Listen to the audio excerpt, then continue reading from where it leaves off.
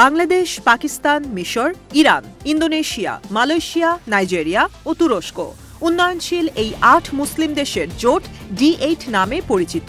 বিশ্বের মোট জনগণের 13% এই ৮ দেশের নাগরিক। এবারের D8 সম্মেলন এমন সময় হচ্ছে যখন মুসলিমরা রয়েছে সবচেয়ে সংকটে।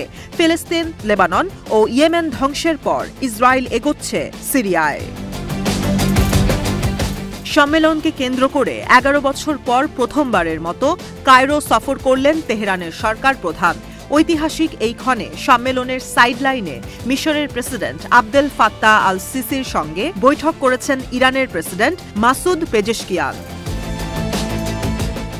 ভূ রাজনীতির জটিল সমীকরণের মধ্যেই সকল দ্বন্দ্ব ও ভেদাভেদ ভুলে এক হতে যাচ্ছে মুসলিম বিশ্ব। নিজেদের অস্তিত্ব রক্ষার পাশাপাশি ইসরায়েলকে মোকাবেলায় ঐক্যের প্রয়োজনীয়তা তুলে ধরেছেন মাসুদ পেজেশকিয়ান।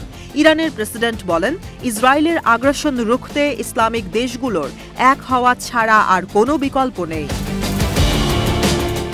যুদ্ধবিধ্বস্ত দেশগুলোয় মুসলিমদের ওপর নির্যাতন ঠেকাতে প্রয়োজনীয় পদক্ষেপ গ্রহণ করা D8 জোটের ধর্মীয়, মানবিক ও আইনগত দায়িত্ব।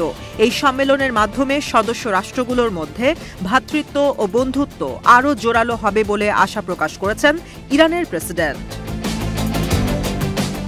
1979 সালে ইসলামিক বিপ্লবের পর থেকেই ইরান ও মিশরের মধ্যকার সম্পর্কে অবনতি শুরু হয়, কারণ এর 1 বছর আগেই ক্যাম্প ডেভিড অ্যাকর্ডের মাধ্যমে ইসরায়েলকে স্বীকৃতি দেয় মিশর। এমনকি ইসলামিক বিপ্লবের পর তেহরান থেকে পালিয়ে কায়রোতে আশ্রয় নেন স্বৈরশাসক মোহাম্মদ রেজা পাহলাভি।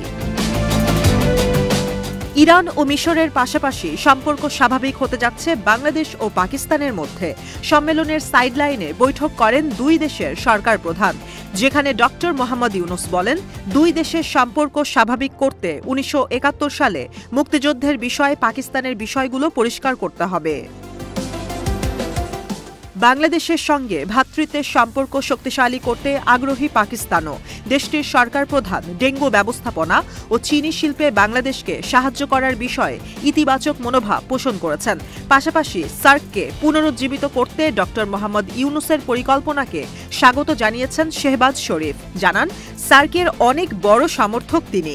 শুধু ফটো সেশনের মধ্যে জোটকে বেঁধে না রেখে আঞ্চলিক সমস্যা সমাধানে কার্যকর পদক্ষেপ নেয়ার ক্ষেত্রে সার্ক গুরুত্বপূর্ণ ভূমিকা রাখতে পারে বলে আশাবাদী পাক প্রধান।